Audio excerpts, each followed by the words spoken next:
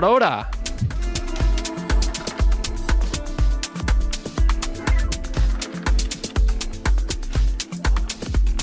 This sounds fat. Hey guys, I'm gonna be honest, I really like this whole track from scratch workflow, so I'm just gonna create some kind of a loop from scratch today and do that as consistently as I possibly can, rather than trying to focus one particular effect or Max for Live device. I just feel like making music and in that process use plugins that come to mind, because I feel like that's more authentic and you get to see what's behind the actual creation process of music. Yeah, let's just dive in today. I'm going to create a MIDI track, and on that MIDI track, I'm going to load up a one-shot kick, and I think I'm going to go for Yerevan today.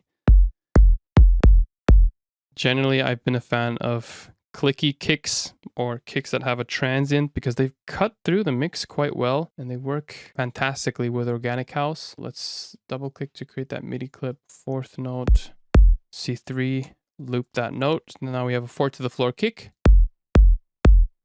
Okay, that's a starting point. I might switch out the kick, but I feel like this is a nice one to start off with. Let's create a new track and let's go for some kind of a hi-hat. Maybe an open hi-hat. Let's see if this fits. Shortened out the end. On every 2nd, 8th note, place our hi-hats. Okay, so let's loop this. So let's play. All right, let's mess with the envelope settings a bit more. Sustain, crank it down, decay down. Now let's group this hi-hat, open up the chain list and start layering.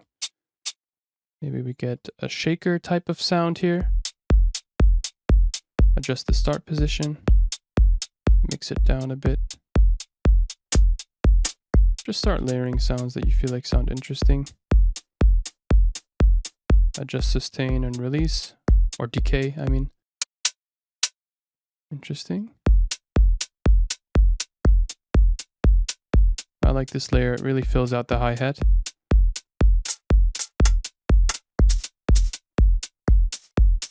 Interesting.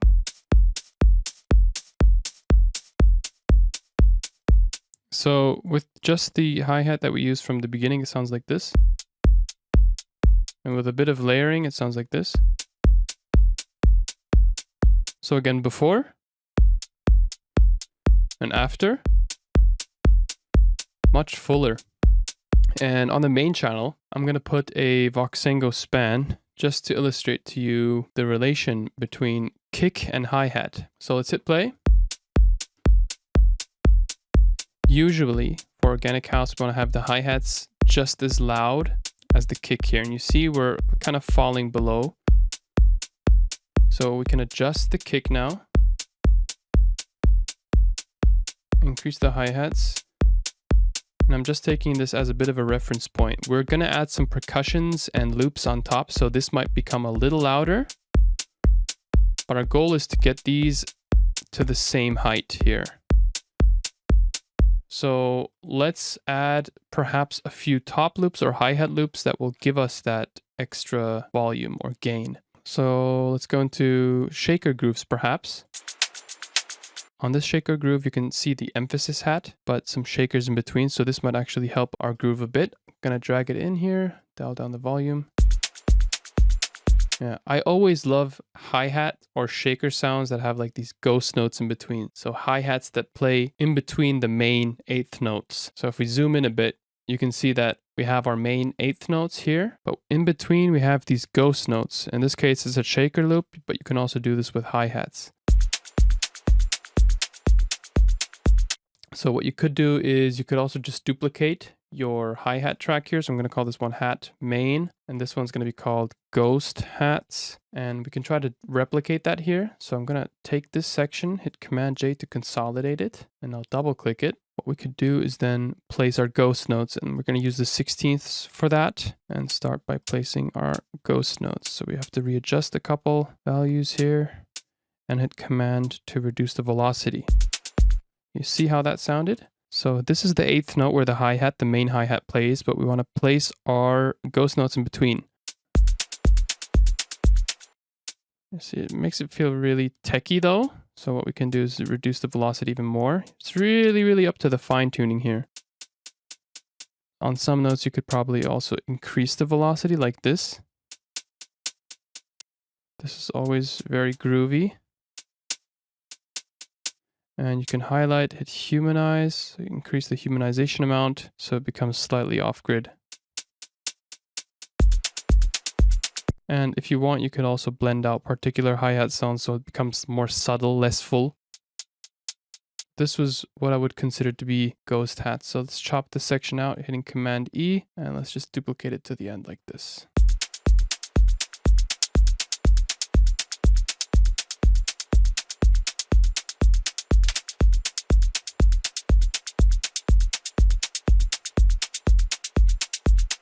I'll just select the layers that I feel like fit well.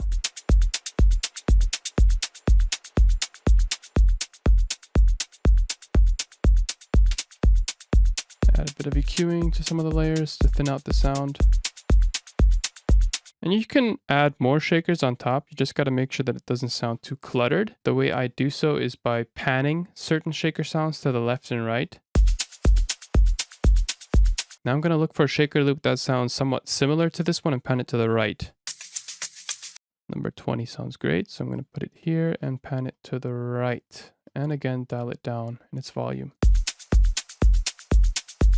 So without these shaker loops, with them, it makes the groove sound really full and wide. So I'm going to take all the hi-hats and higher frequency stuff and put them into a group. Command G, call them hats. Oh, forgot this one. Put them in here as well. And assign track color to group tracks and clips. If I want to switch out the kick, I just go right click, show in browser, and see if I can find a different kick that might suit my groove here. So this one's really soft. You could also click hot swap and double click your sounds here. I like solidified. That one sounds good.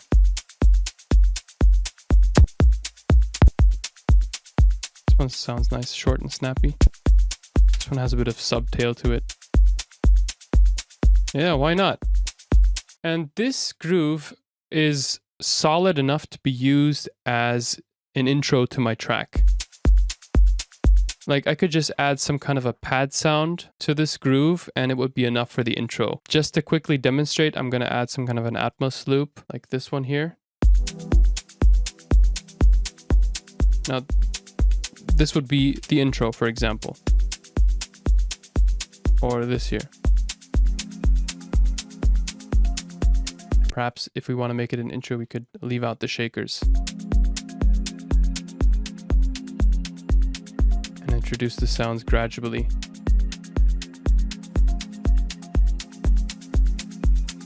Like this, yeah?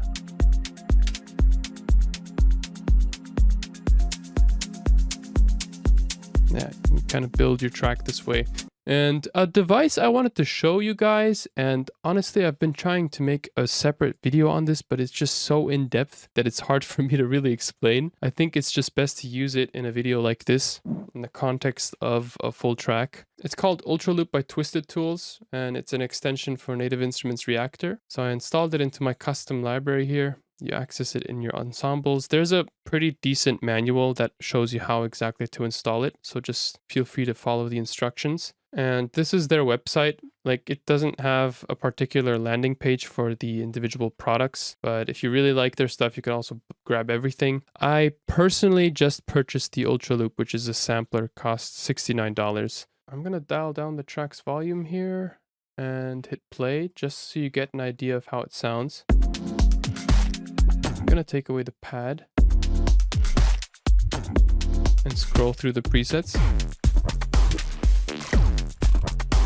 It sounds really glitchy, really crazy. You can open up this panel over here, go into embedded and scroll through your presets here as well.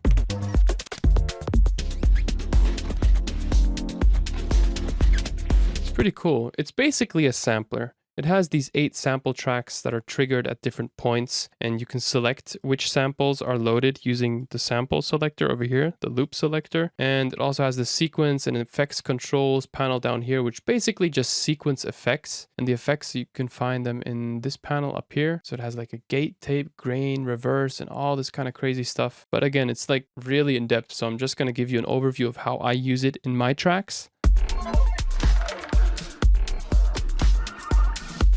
It sounds really fat. And I just randomized a couple of the samples here. I didn't really do much to this preset. And if I get something that I really like, I create a new audio track. I hit resampling, or what I do is take the audio from the particular track directly, which is Reactor 6. Record arm it, maybe increase the volume a bit so we get a louder sample. Hit record.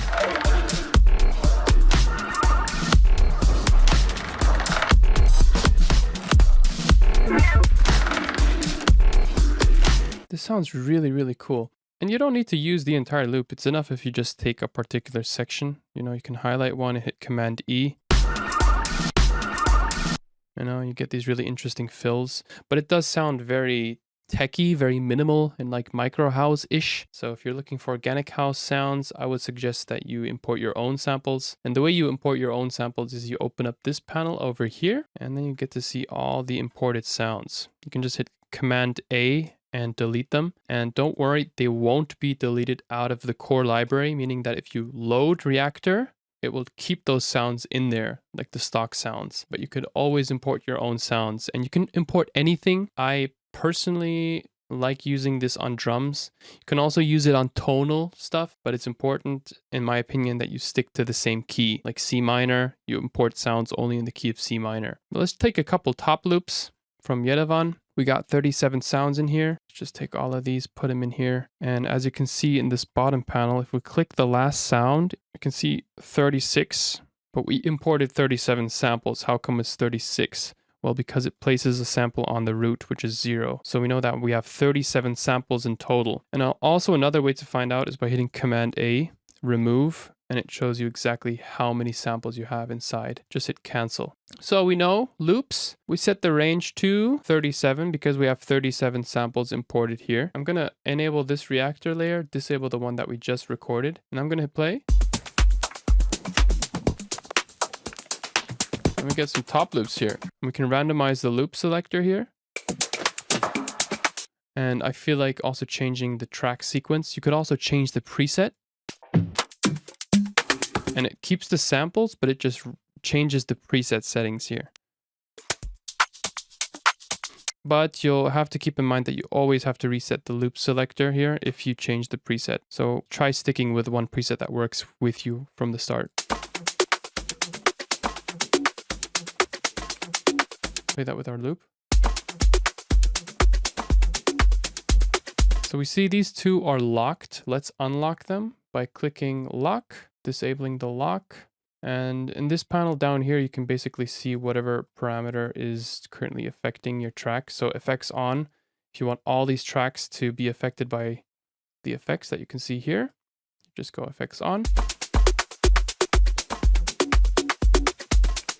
You can hear some glitchy artifacts now. I'm going to actually turn off the effects because I don't like them now. Now you can see that the draw mode is in mono, so you can just draw a sequence. If you put it onto poly, you can draw multiple little cells in one row. Does that make sense? See, I'm drawing like I can fill out the whole entire spectrum, whereas if I put it on mono, it just draws one little box per row. And I can find some really interesting percussive phrases this way. And where it gets really fun is when you start randomizing your stuff. At the top, you see the master randomizer. If you hit this yellow button next to the master randomizer, you see that all of these tracks, all of the randomizers are basically set to record arm. So if we hit randomize, all of these parameters will be randomized. But if we don't want that, we could also just disable certain parameters to be excluded from the randomization here. So let's say we just want to randomize the loops and the track sequencer. The track sequencer is this little panel down here with the different colors. Just hit randomize, and you see it randomizes those each time.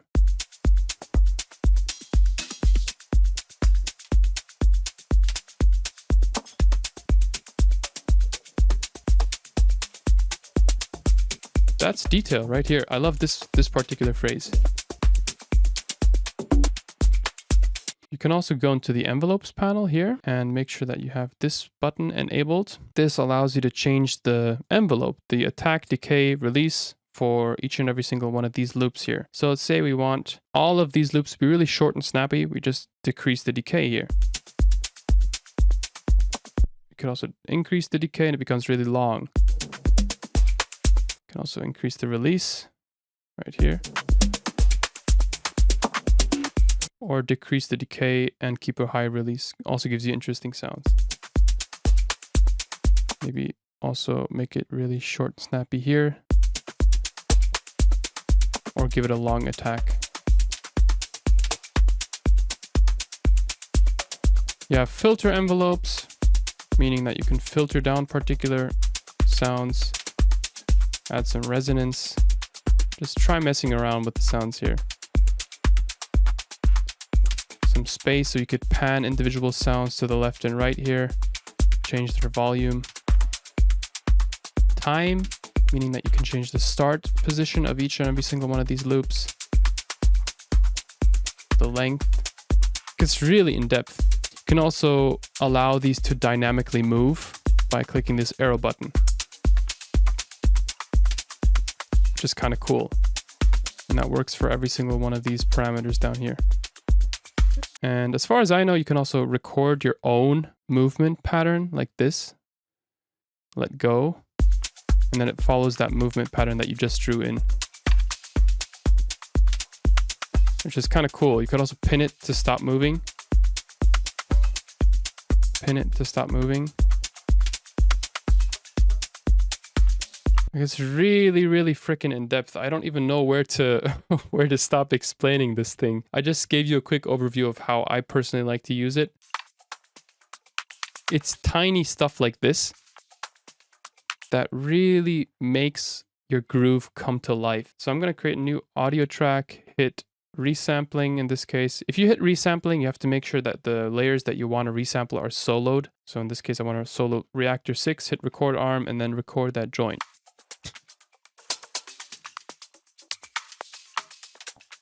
Let it run through for like a couple bars.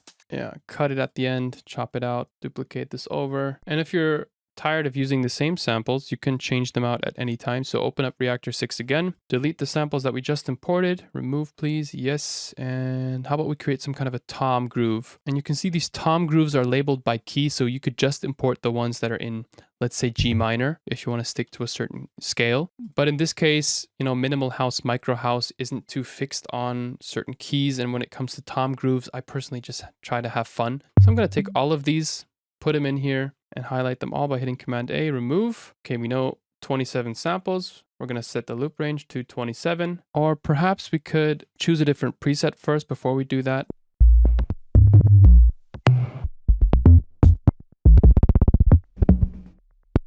Play that with the rest of our groove.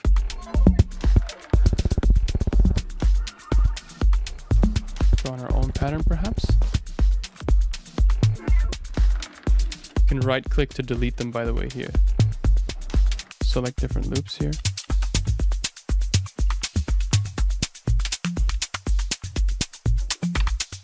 That sounds cool.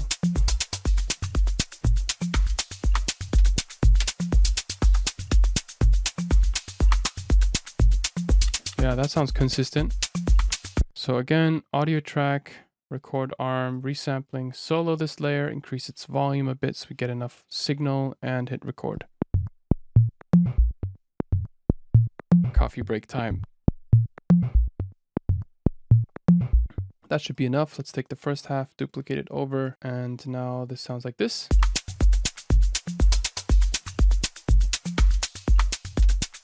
And I can repeat this process as many times as I feel like. And now I'm going to hop back into Reactor, just delete all of these, remove these samples. And if I want to go for some kind of percussion loop, let's go percussion loops. Like these sound interesting. 41. So I know we can set the loop range to 41. 41. I'm going to stick with this preset here that I have.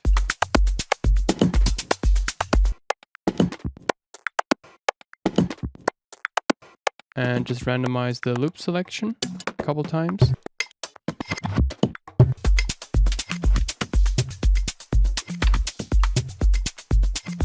Maybe mess around with the envelope settings, so the decay.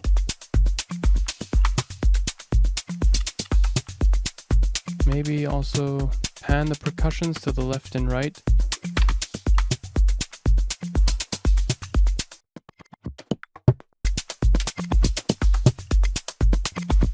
Change the start position.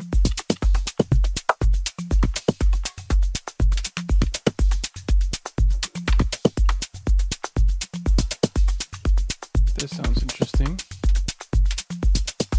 I'm gonna add a low cut EQ here. Make sure it doesn't interfere with kick or toms.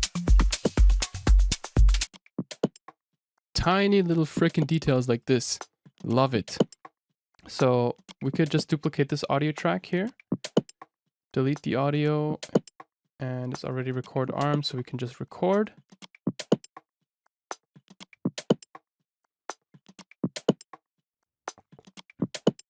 I'm just gonna take this. Fair enough. Yeah, just rinse and repeat.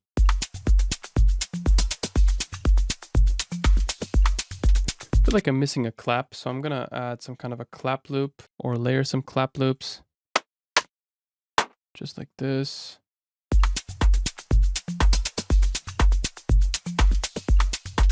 New clap loop. Another one, another one. Just stack them here.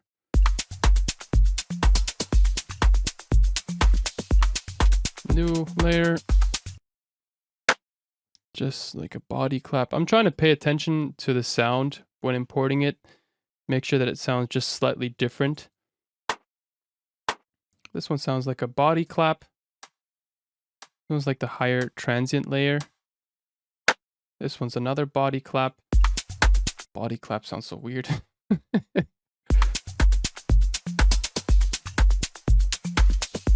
And you can put all of your claps into a room. Like on send A, I have a drum plate reverb, which sounds really nice on claps.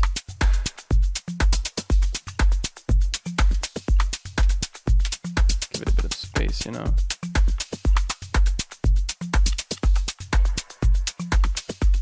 Oh, cool. We have a really full sounding freaking loop here. I'm not so sure about the first one that we used. Actually kind of cool.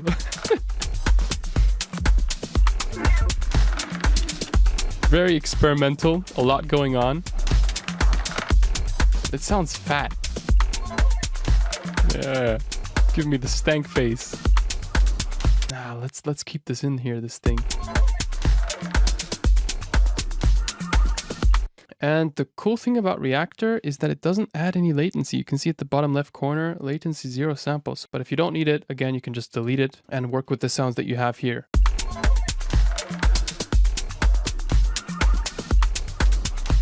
This is so cool. Yeah, I just feel like adding some kind of a pad sound, make it a bit more atmospheric, like a pad one shot. It's just that I don't know what key we're currently in. So let's add some kind of synth here to quickly figure out the key.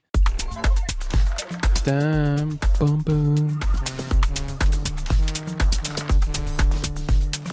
Now, as far as I know, this sample is in D.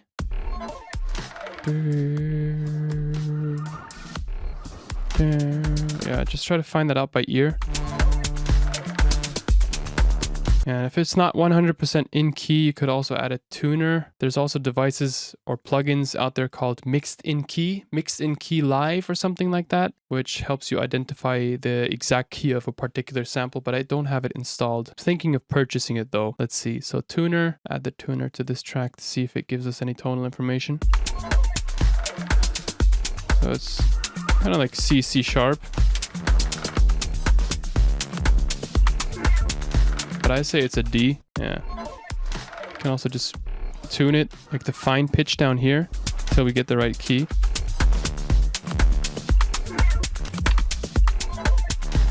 Yeah, there we go. So 38. Perfect. Now it's in D. So now we know we can search up sounds in the key of D minor.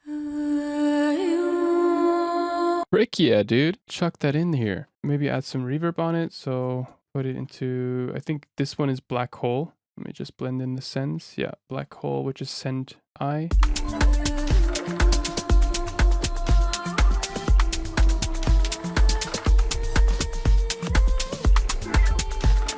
Let's extend the loop here.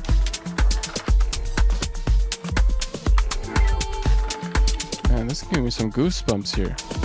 I'll add some kind of a pad from my other sample pack here.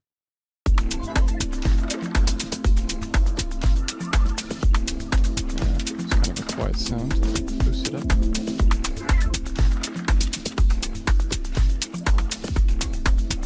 Maybe add some kind of a pad. Again, some kind of add in D minor.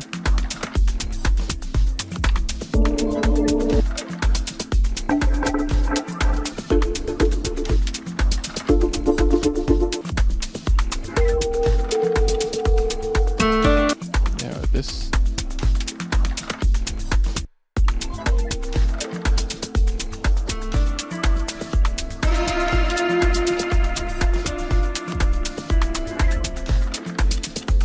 Bro, this sounds so freaking great. I might actually turn this into a track.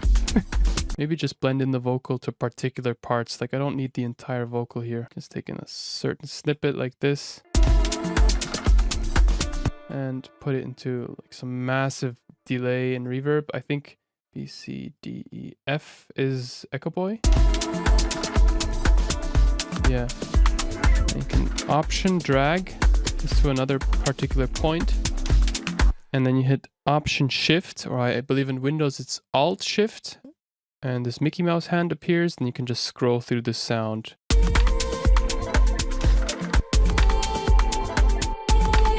And you can set fades. Fucking goosebumps, man. Sheesh. One final one, maybe towards the end here. Broda!